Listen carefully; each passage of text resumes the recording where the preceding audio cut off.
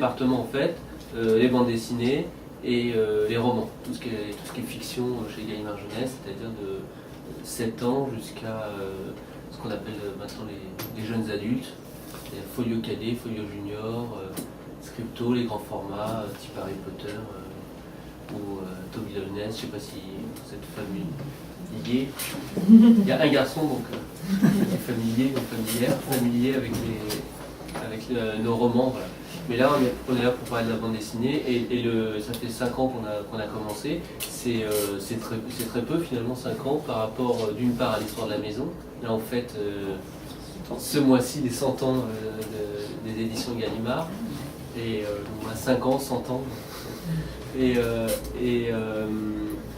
puis c'est peu 5 ans par rapport aussi au marché de la bande dessinée qui est mature en France depuis plus longtemps. Et quand je veux dire marché, je veux dire offre. En fait, il y avait une offre déjà éditoriale très importante depuis longtemps. Et on arrive en quelque sorte, on est arrivé sur le tard en bande dessinée.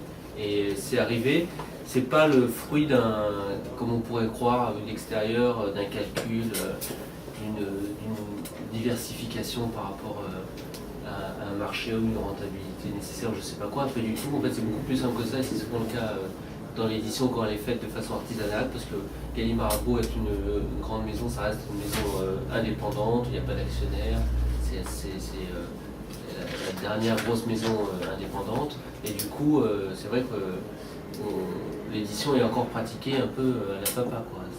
Il y a quand même un côté artisanal dans ce qu'on fait. Et là, moi j'ai travaillé chez Gallimard Jeunesse depuis 10 ans en roman, et j'avais une envie de faire de la bande dessinée depuis longtemps, et puis ma direction m'a dit d'accord, mais ça s'est fait comme ça, c'est une envie éditoriale avant tout. Après, on réfléchit quand même en se demandant est-ce qu'on est légitime pour le faire, est-ce qu'on a les armes pour le faire, ce genre de questions, mais au départ c'est une envie éditoriale. Et puis ça correspondait à une évolution de la bande dessinée qui, en quelque sorte, se rapprochait de notre culture. Parce qu'on ne publie pas de n'importe où, quand on publie de chez Gallimard, on a une sorte de race. Il y a un historique qui date donc de 100 ans, et on est quand même obligé de tenir compte de ça.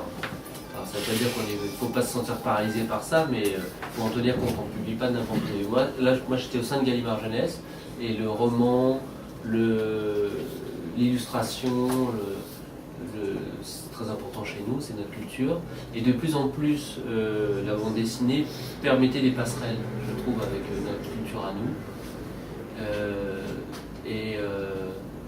Johann Spar, c'était une rencontre très importante pour nous, parce que justement, c'était un auteur de bande dessinée qui touchait autre chose que d'autres lecteurs que les lecteurs purs de bande dessinée, avec des références culturelles très diverses, qui adorait aussi la jeunesse et qui adorait beaucoup de titres de notre catalogue. Il y avait une vraie proximité. Par exemple, c'est un très grand fan de Quentin Blake, illustrateur maison pour nous essentiel.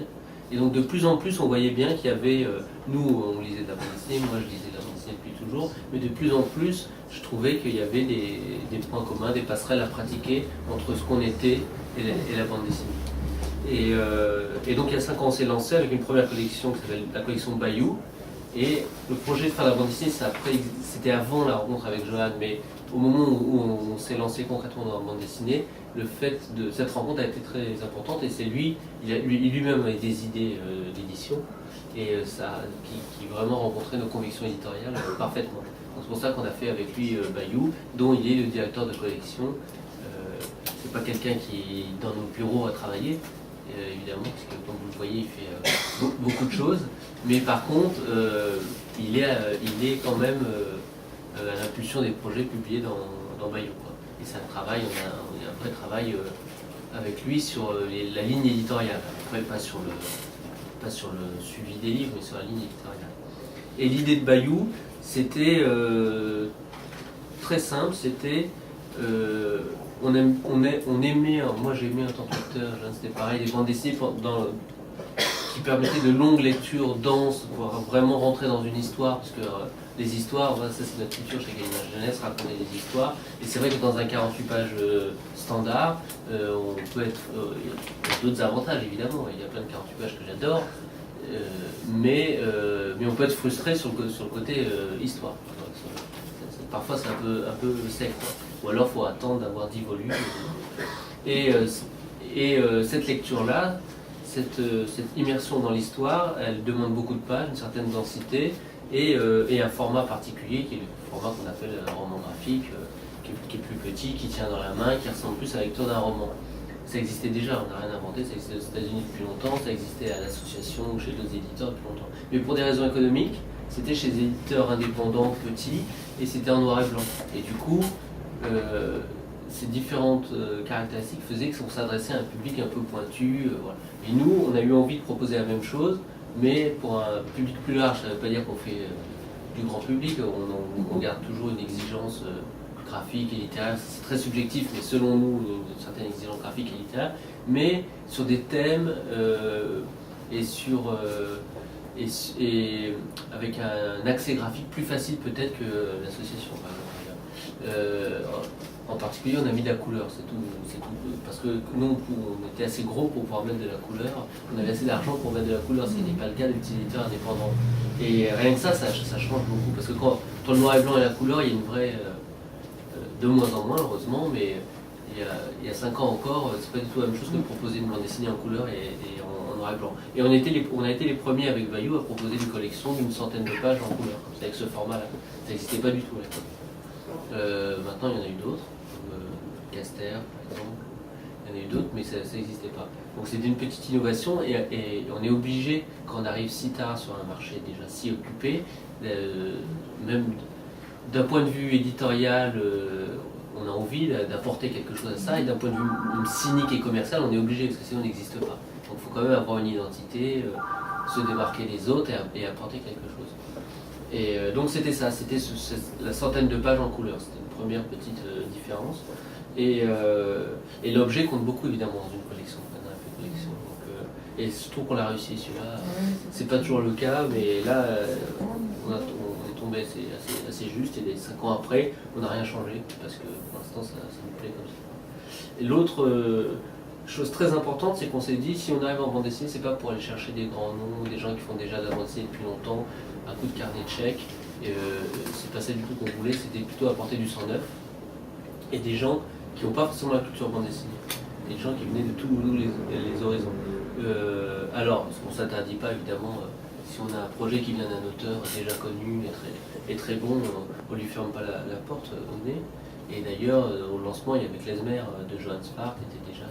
Mais Johann, quand même, avec Klezmer, il faisait quelque chose d'un peu différent de ce qu'il faisait chez Dargaud et Delcourt à l'époque. On a eu Julien Nil, par exemple, qui était déjà connu pour Lou, mais quand il venait dans Bayou, c'était pour faire un truc un peu plus intimiste, avec un peu pas vraiment d'autobiographie, mais quelque chose de peut-être plus, voilà, déjà sur une centaine de pages, un peu initiatique, très différent de Lou. Donc on allait chercher des gens qui faisaient pas de BD ou peu, qui n'avaient pas forcément la culture BD, et des nouveaux auteurs tout simplement.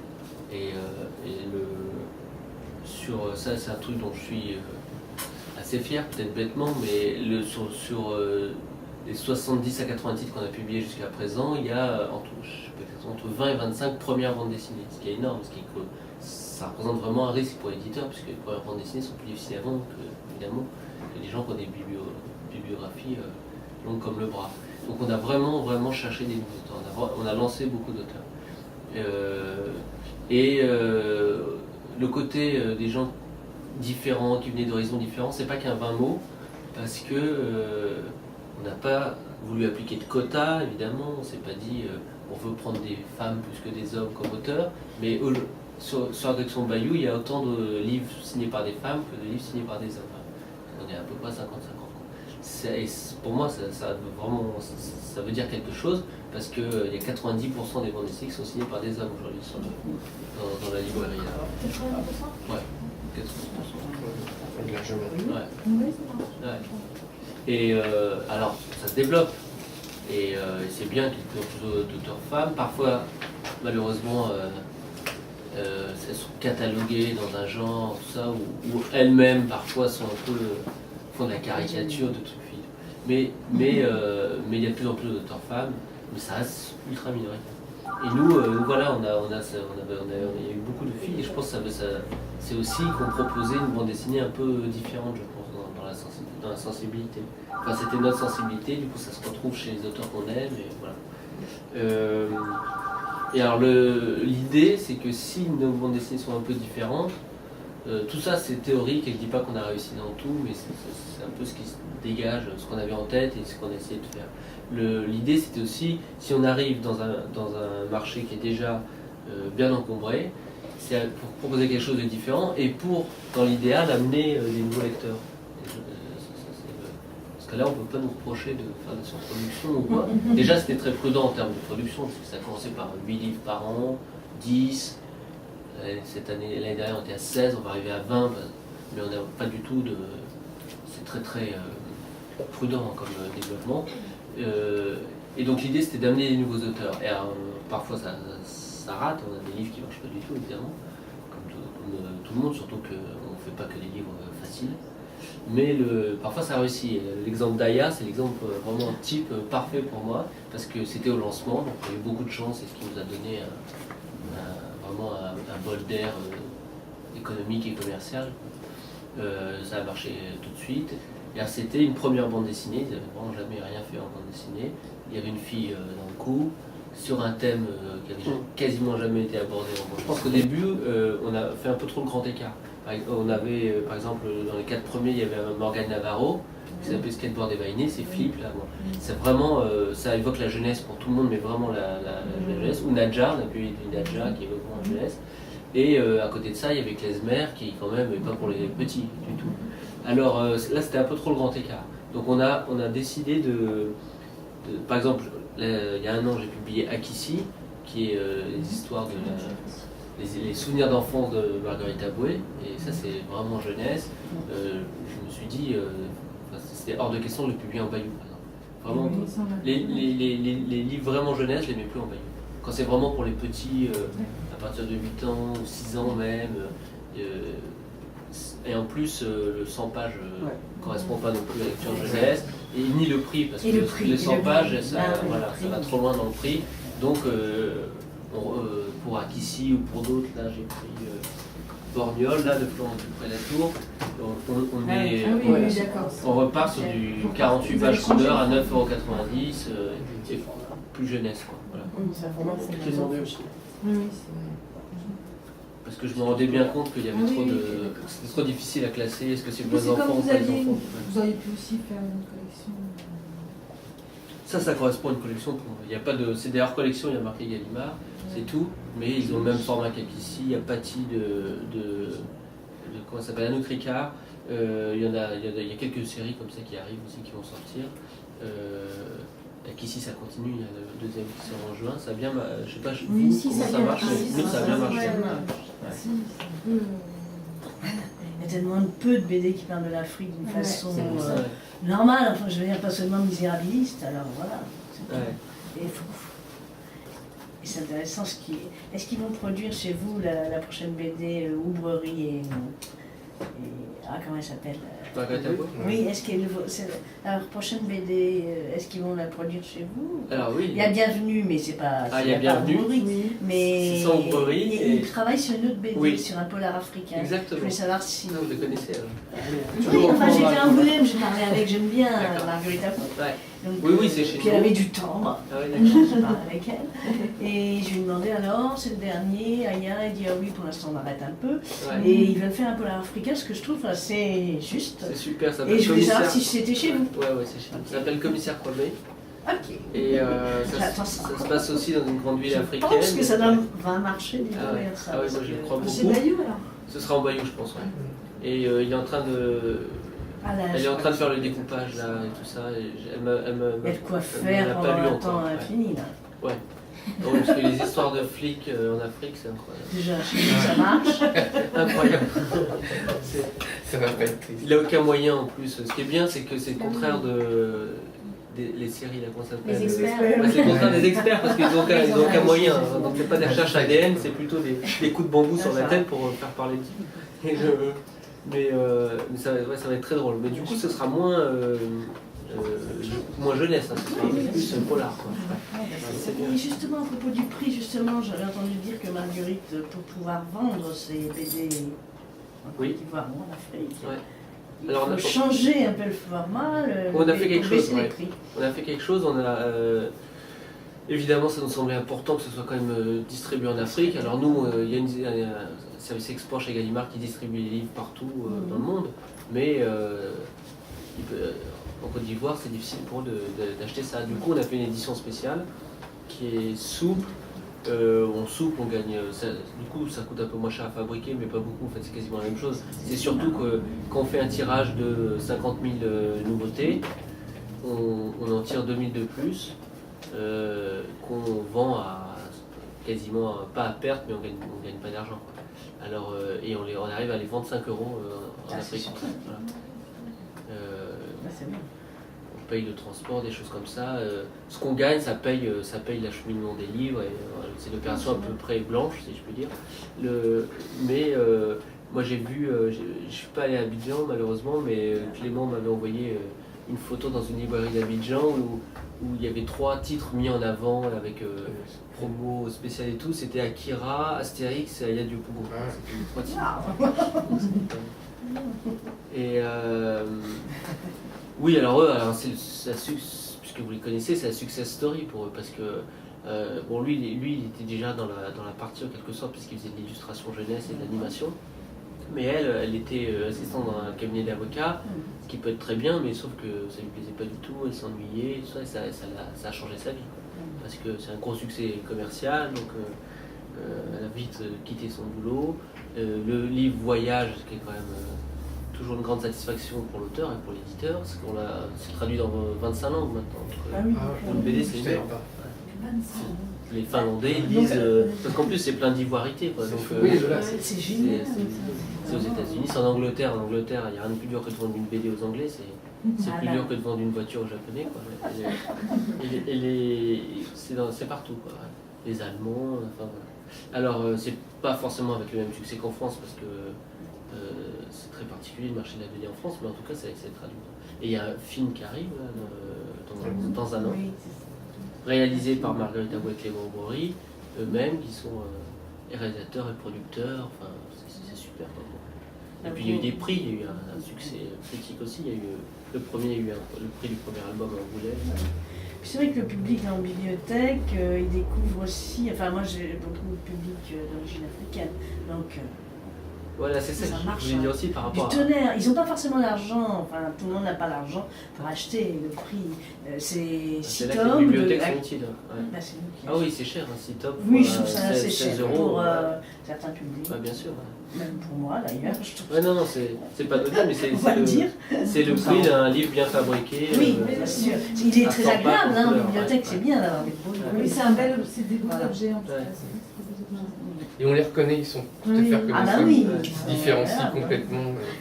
On les trouve bien, c'est bien. C'est vrai que du coup, Ayas, enfin moi je les ai mis par collection d'ailleurs. C'est les seuls que j'ai mis, enfin il y en a pas beaucoup, mais je les ai mis par collection. Ça me fait plaisir. Non mais ça super. permet de rebondir sur d'autres titres.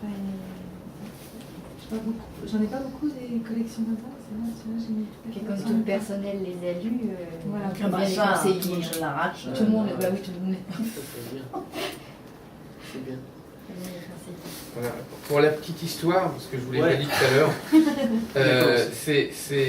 Clément fréquentait la librairie et c'est ce qu'il nous a raconté, donc j'invente rien. Et donc c'est en la fréquentant, en regardant un petit peu ce qui se passait en bande dessinée, qu'il a eu l'idée de se lancer dans la bande dessinée. Donc pour nous c'est quelque chose de... voilà, ça nous fait énormément plaisir, c'est une petite histoire que j'aime bien raconter. Et ouais, on a même eu quelques tensions à la sortie du 1 parce que comme le livre marché était en rupture et comme Clément venait tout le temps dans la librairie, il voyait que le livre n'était pas là. Alors, vous savez, alors un libraire. Il est en sandwich entre l'éditeur et l'auteur.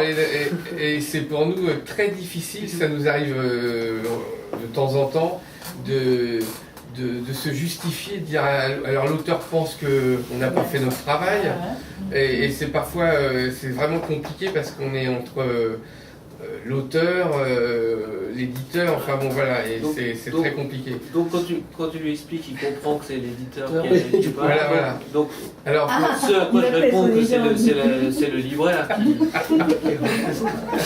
c'est ça.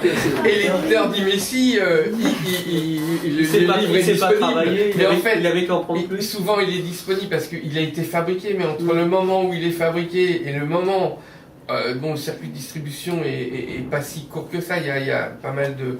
Après, ça doit aller. Enfin bon, il y a un cheminement Tout le et monde a l'impression voilà. de manquer des ventes. En fait, si on prend un peu de recul, c'est quand même bon signe quand on est dans cette situation-là. Ah oui, ça c'est clair. Ouais. Voilà. Pierre Marchand, qui a créé Gallimard Jeunesse, disait toujours un bon livre est un livre mort. Un livre épuisé plutôt. Un livre Un bon livre est un épuisé, livre épuisé. Ouais. Qu'est-ce que vous avez comme nouveau titre à nous proposer? Alors, là je viens juste d'apporter. Alors, il y a des projets à venir. Non, je vais parler comme Des autres collections. des autres vite fait des Ah. autres collections. Ouais. Ça, les adaptations. Donc il y a la collection de fétiche. romans, voilà, c'est la collection fétiche. Un peu plus grand format, Voilà. plus classique Ah oui. au niveau Ouais, du plus format. classique. donc, Bon. C'est pareil Euh, aussi, la frontière est floue entre jeunesse et Ah oui, jeunesse. On est quand même plus, je dirais, tout public. C'est-à-dire on n'aura jamais des choses a priori aussi compliquées que Klezmer ou Pachyderme dans Fétiche. Franchement, pour moi, Fétiche, c'est vraiment pour la famille. Quoi. Tout le monde peut lire ça, quoi. Y compris parfois assez jeune. Mais bon, je suis pas un amoureux non plus de la tranche d'âge. Non, J'aime mais aussi oui, dans la c'est BD pas- que ce soit assez flou, c'est pas parce trop qu'en roman là, jeunesse, moi, le roman jeunesse, on dépend du niveau de lecture des enfants. En BD, c'est un peu moins le cas. Et alors, avec le niveau de lecture, on est obligé de faire 7, surtout quand c'est pas encore acquis vraiment. Donc on est obligé de faire 6, 7, 7, 9, 12. On est un peu obligé de faire ça, mais la BD, c'est pour ça, moi je trouve, je respire parce qu'on est moins dans des tranches d'âge. Voilà, précises. parce que tout le monde peut lire. C'est vrai qu'on Voilà. peut se la passer entre adultes et enfants. Voilà. Ça, c'est quand même pas mal. Ça c'est génial. Et puis même quand ils lisent pas bien, parfois c'est ils vrai. suivent avec Partager les les images. images, c'est un vrai partage Il en y a des famille. doubles par lectures. exemple. Moi je sais que mon fils, alors vraiment je l'ai pas voulu influencer, je lui ai pas mis des BD dans les mains, mais Mais sinon, avant même de partout, savoir lire, il allait Bah vers oui. les BD plus que, enfin pas plus, mais autant que sur les albums illustrés, parce que en tournant il comprenait par la séquence, quoi. Donc c'était sa première lecture autonome, c'était par la BD, quoi.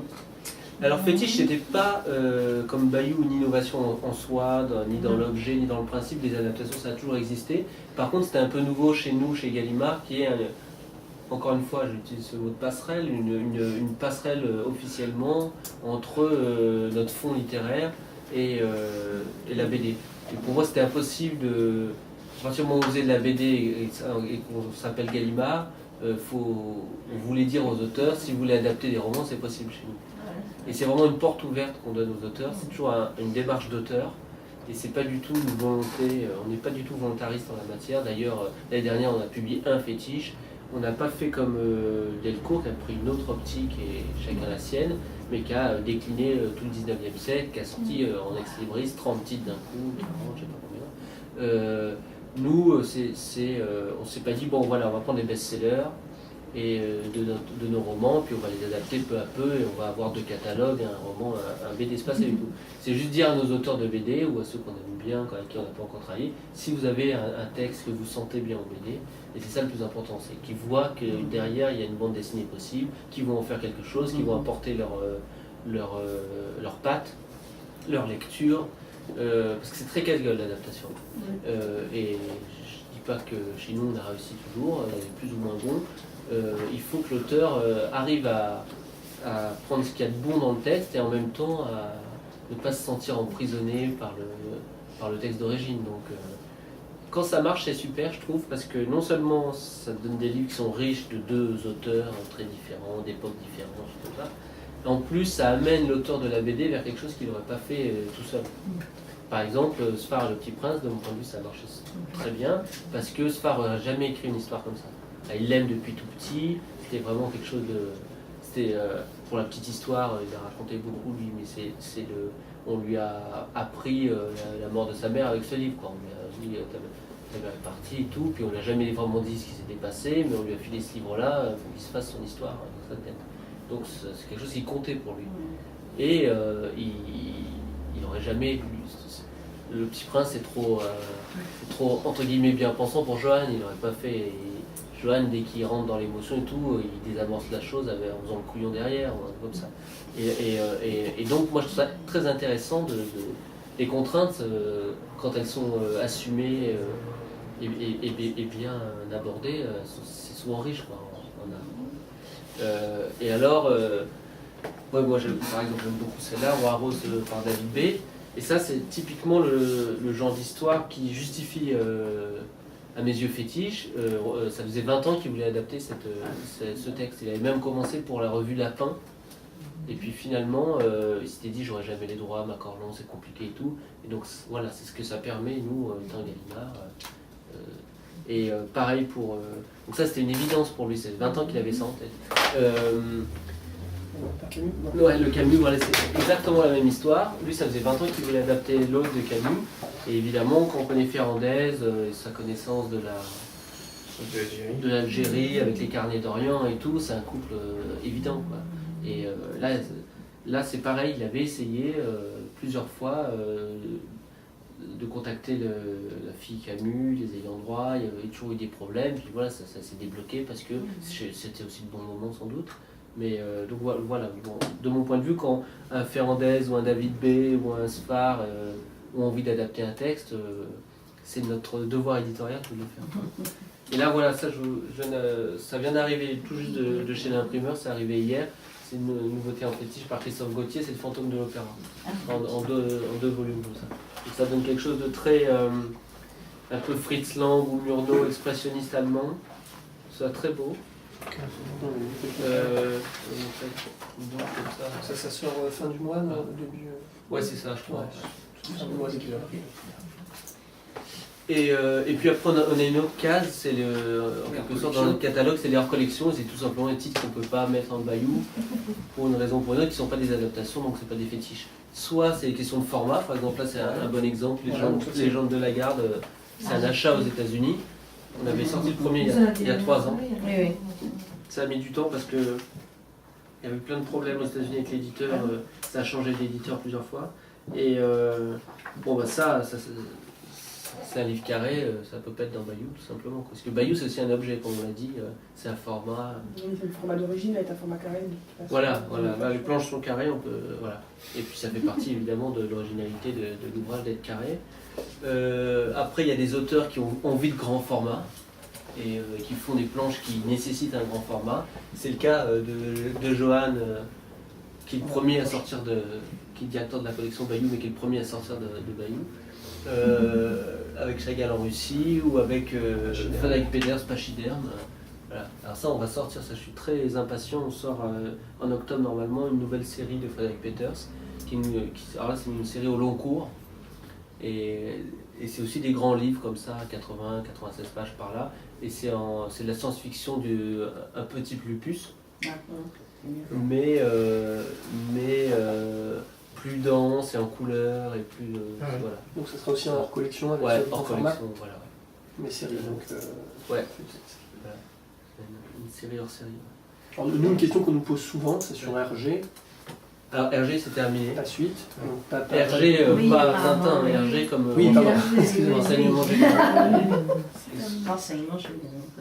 Et ça c'était une super histoire et ces livres-là, on les doit au départ à Johan Sfar parce que un soir il dînait avec Philippe Val et Philippe Val à cette époque-là il était menacé de mort par des islamistes parce qu'ils avaient publié dans Charlie les caricatures sur les musulmans qui venaient de Scandinavie. Et comme il était menacé, il y avait un membre des renseignements généraux qui ne quittait pas d'une semaine. Avec un gros flingue et tout, une sorte de Belmondo. Et donc, dans ces cas-là, il dîne à table avec, quoi, il est là tout le temps. Et donc, forcément, il fait partie de la conversation. Et puis, c'était un type qui racontait plein d'histoires de police. Je sais pas à quel point elles étaient vraies, mais bon, c'est un mec qui... Et Johan, il m'a appelé le lendemain en me disant j'ai rencontré un flic là, il faut faire une BD avec ça. Alors on a réfléchi à qui on pouvait proposer ça et on a proposé à Frédéric Peters, ce qui est un peu l'opposé de son monde, hein, parce que lui c'est quelqu'un de très... C'est un Suisse d'abord, très protestant, enfin protestant, il n'est pas religieux, mais il est dans la mentalité, c'est pas quelqu'un d'exubérant, c'est quelqu'un et puis de très espiègle, malicieux, beaucoup d'ironie, bon, le bon gros flic là, c'était un peu le mariage de la... Ouais. C'est justement, enfin on avait bien entendu parler qu'il y avait un petit problème entre les deux auteurs. Alors moi ma question c'est, est-ce que dans la mesure où Hergé quand même a eu un gros succès et que les histoires sont vraiment bien, est-ce qu'il n'y aurait pas une possibilité de trouver un autre auteur qui puisse reprendre la série ou en tout cas adapter les histoires de ce Hergé? En fait, le problème, c'est que là où on a sans doute fait une erreur, mais on ne savait pas comment ça allait tourner, c'est qu'on a fait un contrat où il y a les deux auteurs présents. Ouais, bien sûr. En fait, il s'est révélé que c'était surtout Frédéric Peters qui faisait l'histoire, parce que le flic lui donnait toute la matière. Il discutait 2 fois 3 heures avec Peters, qui prenait plein de notes, et après Peters s'est retourné en Suisse faire le livre pendant 1 an. Alors on aurait dû peut-être mettre Pierre Dragon, qui est un pseudo, Pierre Dragon comme conseiller technique, on aurait été plus libre. Mais là ils sont liés. Et on peut pas faire, et nous on veut pas faire Hergé sans l'un ou sans l'autre. Comme ils veulent plus travailler ensemble, c'est fini. Mais lui le flic il nous dit mais on prend notre dessinateur, on continue. Mais moi je sais que tout l'intérêt du livre, c'est parce que c'est Frédéric Peters, qui n'est pas que dessinateur, qui fait tout le scénario. D'accord, mais il faudrait trouver effectivement quelqu'un qui aussi s'investisse autant, bien sûr. Oui, il faudrait faire carrément autre chose. Et puis, j'aurais l'impression de faire un enfant dans le dos. Bien sûr, non, il n'y a pas question. Non, mais qu'est-ce qui s'est passé pour qu'il veuille en fait, ils se sont engueulés tout le temps. Pour un tiers, pour un troisième. Moi j'étais entre les deux, alors parfois on a eu des rendez-vous où Pierre Dragon refusait de parler directement à Frédéric Peters. Donc il disait tu diras à ce monsieur qu'il n'est pas question que ça se fasse comme ça. Je disais, je me tournais vers Frédéric et je disais tu vois, il pourrait peut-être changer ça. Et c'était vraiment 2 mondes tellement différents, de positions incroyables entre les deux. Par exemple, dans le deuxième, ça devient de plus en plus psychologique parce que c'est pas des. J'imagine que Pierre Dragon, il voyait plutôt quelque chose de purement de l'action et tout, puis à la gloire quand même Il aille voir Vanham. du policier. Voilà. Et en fait, Frédéric Peters, il en a montré aussi il a montré les faiblesses du policier. Puis dans le deuxième, c'est un peu noir, il est un peu déprimé, le flic et tout. Et on le voit, il y a un rêve, on le voit nu. Et ça, il voulait pas qu'on voit ses attributs sexuels. Et tu lui diras qu'il n'est pas question qu'on voit mon sexe en train de dire. Alors il disait, c'est pas toi, c'est un personnage et tout. Elle dit non, alors donc fallait cacher un peu avec la cuisse qui passe devant, et tout négocier quoi. C'est devenu compliqué. Puis après, il y a eu du succès en fait, ça a bien marché. Il y a aussi eu un prix et tout, et ça n'a pas arrangé les choses. Parce qu'il y a eu. Mais non, parce que les tensions, qui fait quoi, ça devenait. Lui, il avait envie d'être reconnu comme auteur, le policier. L'autre, il voulait bien jouer un peu le jeu, mais enfin, de temps en temps, il disait quand même aux journalistes c'est un peu moi qui fais tout, donc il disait ça, l'autre était furieux. Il y avait des. Voilà quoi. Et puis, il y a eu des films, des projets de films, des séries à la télé, donc ça a complètement rendu fou. Donc c'est là que ça a commencé vraiment à plus aller, parce qu'il n'était pas d'accord sur les partages, sur les conditions, tout ça. Pas bon, on rentre dans la cuisine, mais... Voilà. Et en fait c'est Frédéric Peters, parce que moi j'ai essayé de recoller les morceaux tout le temps, parce qu'on était parti sur 3, et c'est ce qu'on a, à la fin du 2 on a annoncé même un 3e. Et c'est pas bien pour le lecteur de s'arrêter là. Et puis moi ça m'intéressait bien d'en sortir un 3e qui marche bien.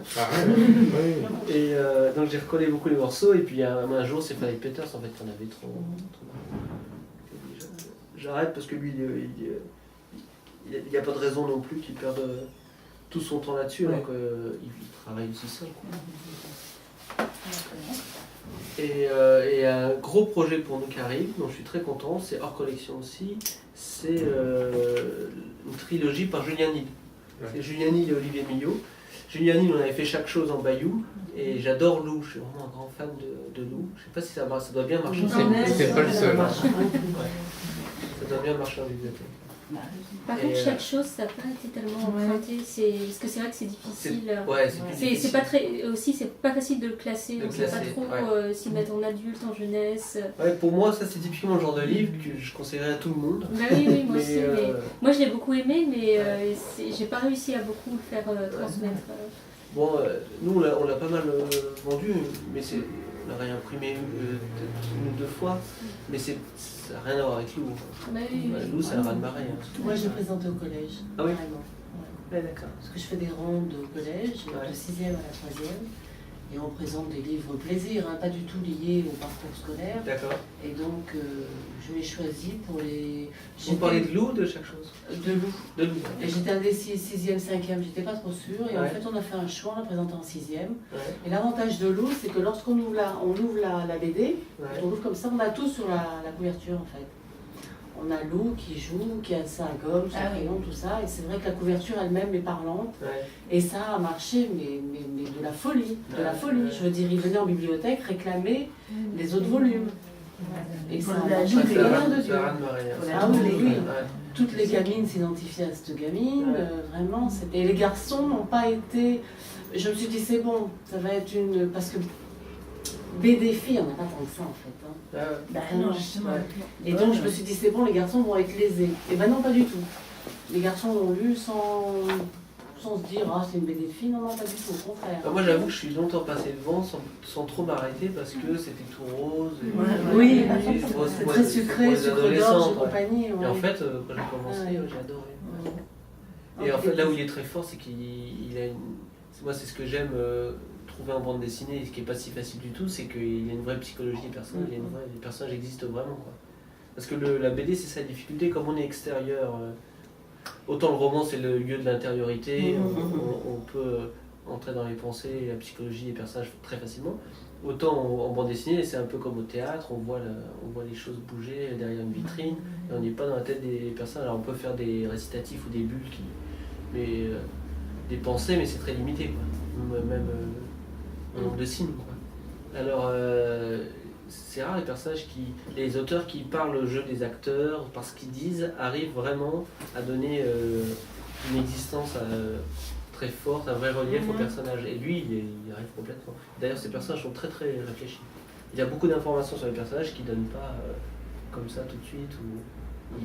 C'est quelqu'un qui construit beaucoup. Et là, je le vois, donc dans la série qu'on va lancer de lui là, ça va être un peu retardé, ça va sortir sans doute fin mai. Ça s'appelle Le Viandier de Paul Pett. Le Viandier de Paul Pett. C'est un peu dur comme titre, c'est une trilogie. Et Paul Pett, c'est un cuisinier, un cuistot. Il s'appelle Paul Pett et qui est dans une auberge et tout se passe dans l'auberge. Il dit Julien, alors c'est avec Olivier Millot, il y a un co-scénariste, c'est un peu lui, qui adore la cuisine, tout ça. Et tout le livre est émaillé de recettes de cuisine. Il y a les premières pages qui sont visibles sur le site. Ouais, et sur Facebook, ouais. Et lui, il dit toujours, Juliani, j'aime bien, il dit, moi j'adore le Seigneur des Anneaux. Enfin, ce que j'aime dans le Seigneur des Anneaux, c'est qu'on est chez les Hobbits, que tout se passe bien. Et tout. Après, quand ils partent faire les grandes guerres et tout ça, ça m'intéresse moins. Moi, j'adore quand ils sont. J'aimerais bien rester tout le temps avec les Hobbits.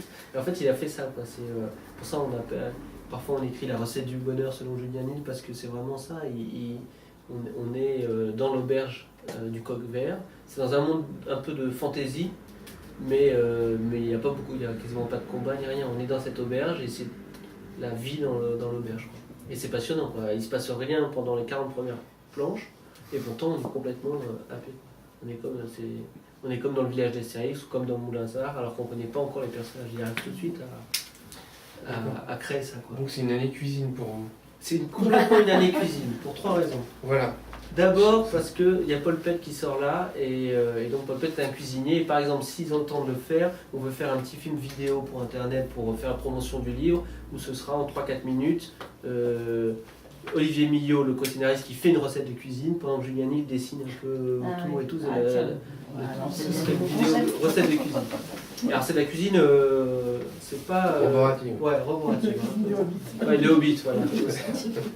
Et donc, cuisine également, parce qu'on sort en mai un livre de Christophe Blain, qui est un documentaire en bande dessinée, de même qu'il a fait un documentaire BD pour Quai d'Orsay, autour de Villepin. Et là, c'est sur le chef 3 étoiles Alain Passard, qui est le chef du restaurant L'Arpège à Paris, qui est un des plus chers de Paris. Et c'est un fanatique, un ayatollah du légume. Pas donc spécialement côté végétarien, parce qu'il lui-même avant il faisait de la rôtisserie. Il avait déjà 2 étoiles quand il faisait de la rôtisserie. Et un jour, je sais pas, il a eu une révolution mystique, il fait une fixation sur le légume. Alors parfois il peut faire une viande et puis il fait du poisson, c'est pas un truc philosophique, c'est dans le goût du légume qu'il a redécouvert ça, remis le légume à l'honneur. Et c'est un ayatollah parce qu'il a 3 potagers avec ce sont des chevaux qui vont remuer la terre, les chevaux eux-mêmes mangent les légumes, enfin bon, ces trucs. Il n'y a pas un truc d'électricité, voilà. Et alors, mais c'est vrai que les légumes sont extraordinaires. Voilà. Et, Ça sera une histoire complète. Ouais, c'est un récit complet. Ouais. Ah oui. Et il a passé, parce que c'est un malin, il aime beaucoup manger Christophe Blain. Alors il a fait traîner le projet. Ça fait 5 ans qu'il est sur le coup. J'ai encore un petit truc à dessiner, il retourne manger chez Passard. Voilà. Il dessine uniquement entre midi et voilà, c'est ça. Voilà. Et alors, il y a quelques recettes de cuisine dans le livre. Par rapport à Quai d'Orsay, bon, c'est moins. Passard est moins connu que Dominique de Villepin, mais par contre c'est un témoignage plus direct parce qu'il était vraiment là. Dominique de Villepin, ça passe par quelqu'un qui a travaillé dans le cabinet de Dominique de Villepin. Là, c'est Blin qui est sur place et qui se met en scène lui-même dans la BD et qui raconte. Et moi, je connais rien à la grande cuisine et ça m'intéressait comme ça, mais bon, je savais pas trop où on allait. Et en fait, ça m'a passionné. Il est passionnant parce que le type. C'est le même genre que Villepin, il fait des grands gestes, un grand bec, grande gueule et tout ça, un peu comme dans Quai d'Orsay. Il est très médiatique, voilà. il passe beaucoup. Ouais, et de plus en plus on parle de lui. Ouais. Et il est génial quand il parle de ses légumes. Les grands cuisiniers ont beaucoup de personnalité. Et puis Blin aussi. Blin, son regard là-dedans, parce qu'il a fait un truc assez drôle, c'est sa façon de voir les choses est assez comique. Et puis. Quai d'Orsay, c'est bien. Quai d'Orsay, c'est excellent. C'est super. Mais il y a d'autres tomes qui doivent sortir de Quai d'Orsay. Oui, il y a un deuxième normalement en octobre. C'est pas chez Gallimard, je précise quand même. Non mais c'est chez Dargaud, mais c'est très bien quand même.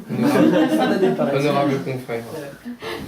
Et non mais d'autant plus que Ça aurait pu être le succès de Quai d'Orsay va sans doute aider Folpet.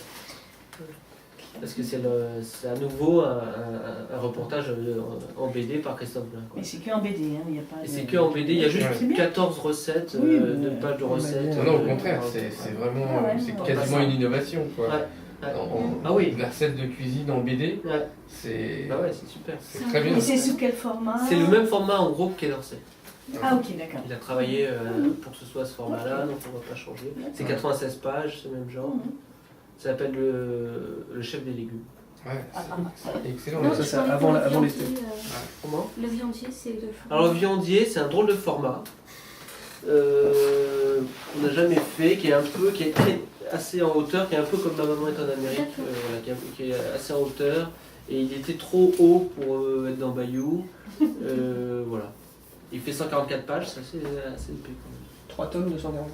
Ouais, a priori. Ouais, a priori. Et alors le troisième, alors ça c'est un peu un scoop qu'il faut pas révéler parce que c'est pas, je vous dis franchement c'est pas signé. Alors il faut pas Non, quand je te c'est la perche, c'est uniquement pour ces 2 tomes. Voilà. Il y a un troisième. Voilà. J'en parle parce que c'est en effet une année cuisine, c'est complètement hasard d'ailleurs, c'est pas une volonté. Mais c'est pas encore signé, je sais qu'il y a d'autres éditeurs qui voulaient ce projet, alors c'est pour ça que je ne devrais pas leur en parler, mais je résiste pas. Sur le monde.fr, il y a un blog de cuisine en BD par Guillaume Long. Ça s'appelle À boire et à manger, et qui est très visité. Et c'est aussi des recettes en BD. Mais, ou alors, c'est un peu la BD pour les nuls par contre, c'est pas l'impassable. Ouais, c'est bien. C'est plutôt qu'est-ce qu'il vous faut dans votre cuisine pour cuisiner. Déjà, donc il dessine tout ce qu'il faut comme ustensiles, ou comment choisir le poisson, et puis il y a aussi plein d'anecdotes sur ça, qui mêlent éléments autobiographiques et cuisine, quoi. Ouais, je suis allé dans tel restaurant, c'était dégueulasse. Voilà. Et ça se lit, pareil, on n'a pas besoin du tout d'être fou de cuisine pour aimer ça. Voilà, ça s'appelle À boire et à manger, donc on va publier ça à la rentrée. À la rentrée septembre. Octobre en France, octobre. Ce sera un assez gros livre aussi.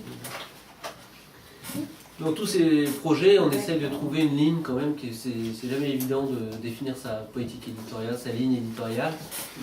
Nous, il y a de la couleur, alors il y a quelques exceptions qui arrivent, mais normalement jusqu'à présent sur les 80-90 titres qu'on a fait, il y a tout le temps toujours de la couleur. Ça s'adresse justement à la jeunesse, mais pas que à la jeunesse. Et puis on aime, même s'il y a de la cuisine, c'est quand même toujours, il y a de la truculence, de la fiction. On n'est pas dans l'autobiographie pure, on n'est pas non plus dans l'expérimentation graphique. Ça ne veut pas dire qu'on s'arrête à un style graphique, mais ça veut dire que pour nous le graphisme, ça sert à raconter une histoire, à raconter quelque chose. Voilà, c'est ce genre de bande dessinée qu'on essaie de faire.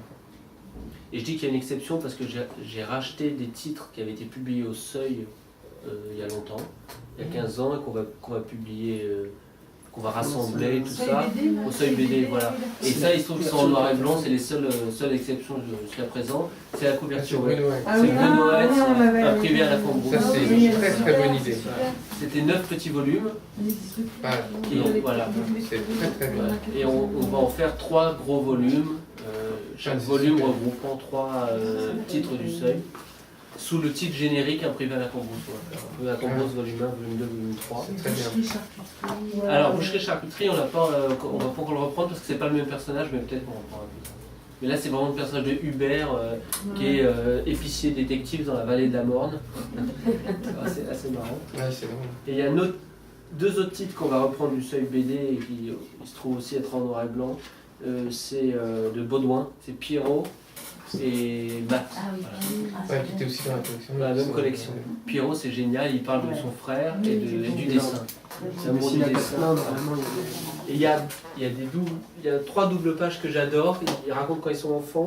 Lui, il fait un château là, l'autre il fait un château ici sur la page. Et après, ils placent leurs armées.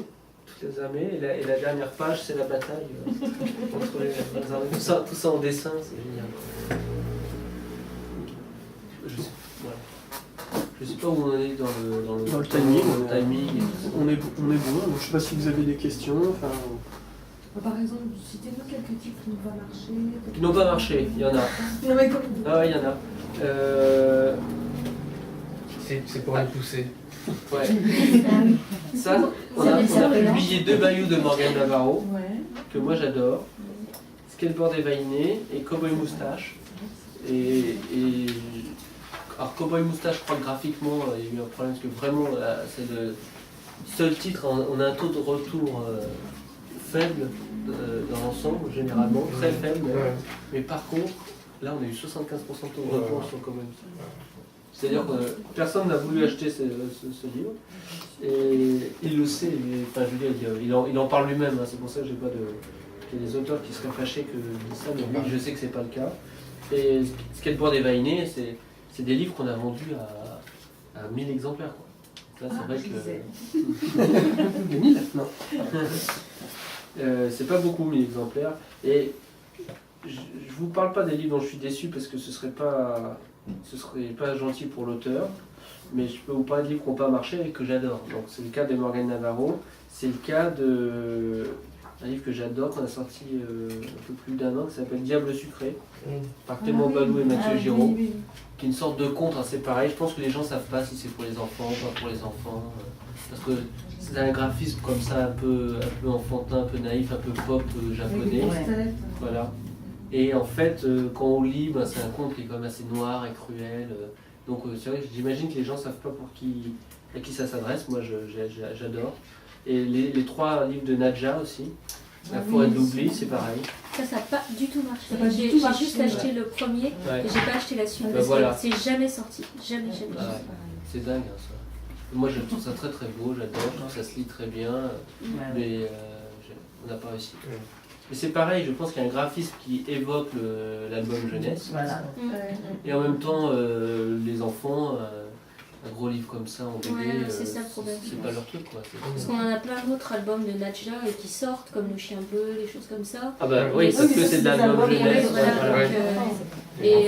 Ou alors quand elle fait, je suis sûr que ça marche, bon, c'est pas des grosses ventes, mais ça marche mieux quand elle fait un livre plus... Elle a fait des succès, par exemple. En Cornelius, par exemple, en BD, voilà. plus spécifiquement pour les adultes. Ouais, ah oui. Ouais. En BD. Alors, je pense que c'est plus clair, tandis que là, les gens savent pas. Et l'année du lièvre appartient, vous l'avez déjà? Non, c'est dans les projets de l'année. Il est en retard. 2011. Il est en retard, mais il est chez l'imprimeur. Et... Il est chez l'imprimeur. Pressé de voir Ça, c'est une trilogie. Et Qu'est-ce qu'il a fait c'est d'autre vraiment C'est sur le Cambodge. quasiment rien. Rien d'autre. Il a participé à un collectif. Je pense Et que- il est cambodgien d'origine. Oui, justement, ça Et m'a en fait, intéressé. ça, c'est. Moi, ça me plaît beaucoup de publier ça parce que c'est sur les Khmers rouges et qu'il y a très peu de choses sur les Khmers rouges et encore moins en bande dessinée. À part, Il y a Serra. ouais, Voilà. mais le Et ça, dessin a l'air beau. c'est l'histoire de sa famille. Lui, il est né 3 jours après l'arrivée des Khmers rouges en 75. Et il est né sur les routes parce que tout le monde à Phnom Penh était obligé de fuir, de s'en aller. Et d'ailleurs, il dessine dans la BD, et il raconte ça, il dessine sa naissance. Ouais. Et c'est pas quelqu'un qui a pris, c'est pas comme Marjane Satrapi qui a pris beaucoup de recul et qui raconte ça avec distance, d'une façon géniale, mais très littéraire, très composée. Lui, c'est plus un témoignage direct en quelque sorte et à hauteur d'homme.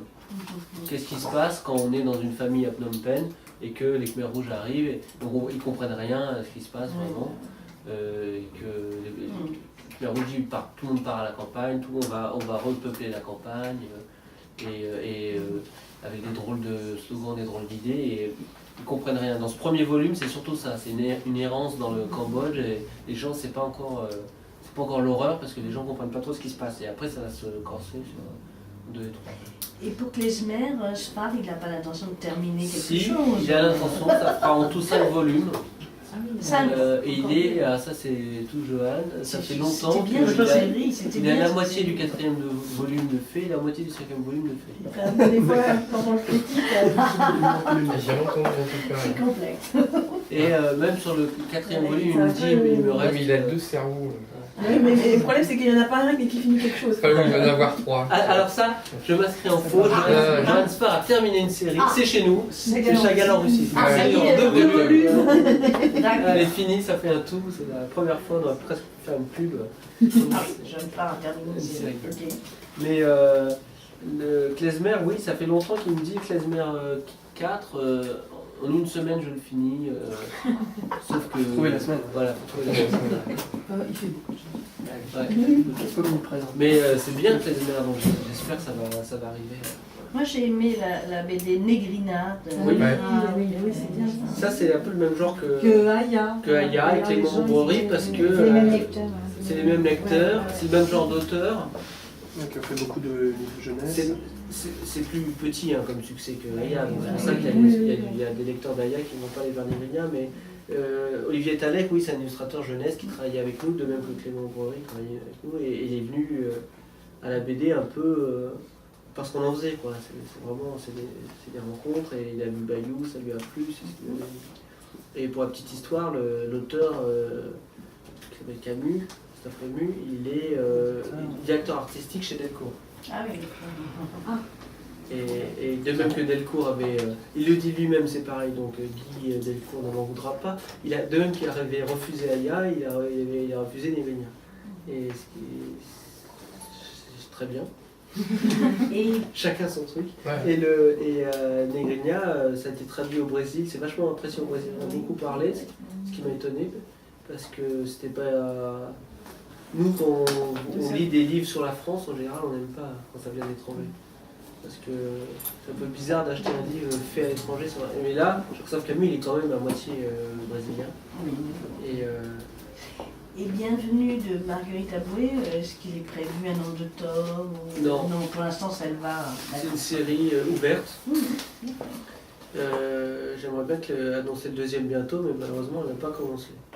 Et non, mais ça me déçoit parce que c'est plus dur de trouver un public quand il y a trop de temps entre chaque volume.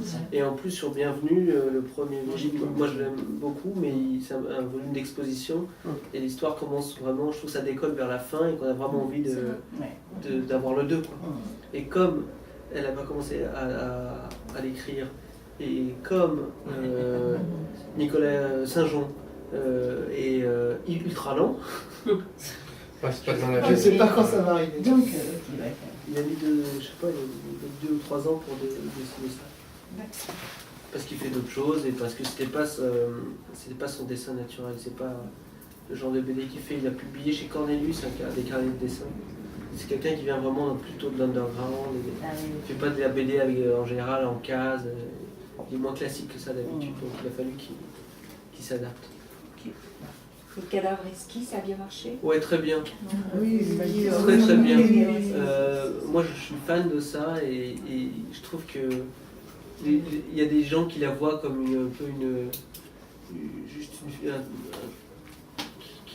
ils voient son blog comme un truc girly, de mode. Justement, ça a cassé, voilà. je trouve, son image. Et moi j'étais persuadé que derrière il y avait un auteur avec une vision, un regard.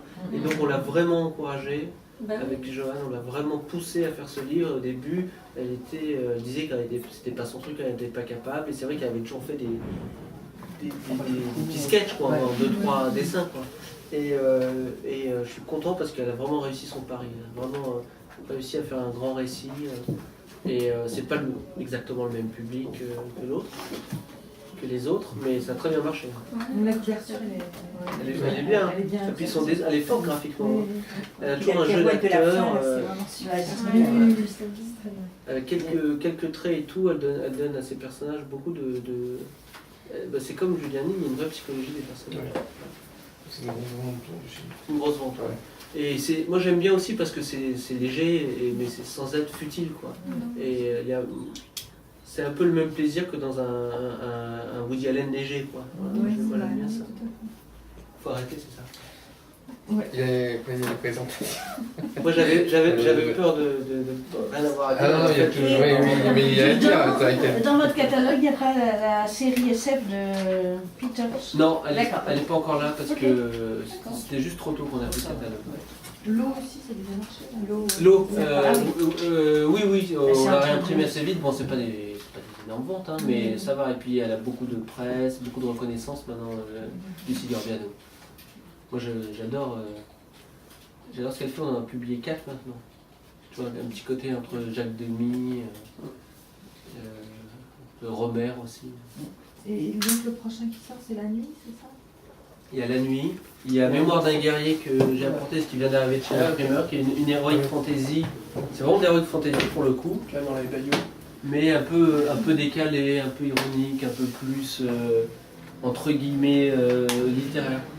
C'est un auteur qui avait déjà fait des choses, mais Jean-Louis Marcot il s'appelle. Il avait publié au Cycliste quelque chose qui s'appelait Roscoe le Rouge. Ah oui, c'est le même, d'accord. Un dessin très acéré et tout, j'aime beaucoup. Ouais. Ah oui, c'est le même, d'accord. Et puis, voilà, j'en oublie. Les aventures de... Huckleberry Finn, ça c'est un Matotti. Et c'est un vieux Matotti en fait. C'est le livre qu'il a rendu célèbre en Italie, il n'a jamais été publié en France. C'est Huckleberry Finn par Matotti. J'adore ce roman, j'adore Mark Twain et Matotti aussi. Alors ça va être un fétiche assez particulier parce qu'il est à l'italienne. Donc c'est une BD à l'italienne. Ça sera en noir et blanc. Et en fait non, parce que lui il l'a fait en noir et blanc au départ en Italie, mais là pour le publier en France, maintenant on a mis de la couleur. Ok, c'est pas lui qui le réalise. Non mais il supervise. Ouais. Très bien. On attend de voir ça. On va peut-être s'arrêter là. Merci. Merci infiniment.